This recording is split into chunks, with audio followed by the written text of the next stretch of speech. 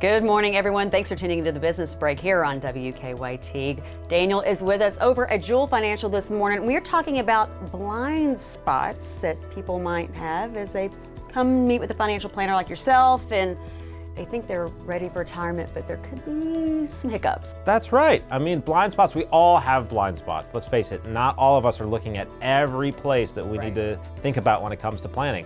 The number one question that we get when people come into our office is, do I have enough to retire? Look at my investments, look at my statements. Do I have enough to retire? But that doesn't really paint the whole picture. That doesn't answer all of the questions that we're gonna look at when we do financial planning. We gotta look at all of the areas of your life, all of those blind spots you haven't thought about yet.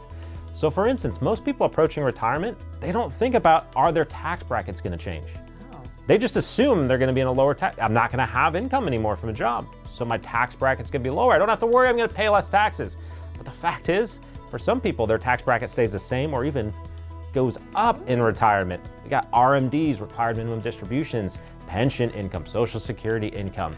That's one of the blind spots that people are gonna see. Well, what about volatility in the market? We haven't had a lot of that lately, not since at least last spring, but people sometimes don't always understand that we actually have to have some of that volatility to give you the returns that you need to get throughout your retirement and not run out of money. It's just a matter of fact. We gotta know how much of that volatility you can handle. Those are just two blind spots. If you want to know more though, you got to go to retirementky.com. We actually have some great content talking about some of that, or come in and schedule a time to talk more about planning for your blind spots. Yeah, I bet a lot of people think they retire and everything's just fixed at that point, right? They hear fixed income a lot of times when it comes to retirement, but that doesn't seem like it's the case. Not the case. It's very dynamic, and that's where planning comes in handy. All right, retirementky.com.